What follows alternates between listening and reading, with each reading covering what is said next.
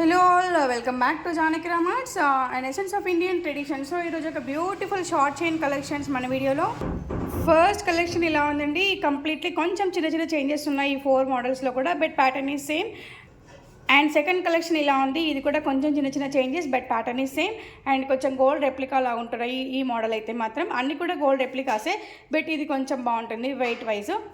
Next collection ఇలా golden బాల్స్తో ఉంది. Small అంటే స్మాల్, బిగ్ అంటే బిగ్ ఉంది. అండ్ కొంచెం చైన్స్లో కూడా డిఫరెన్సెస్ ఉన్నాయి ఇలా.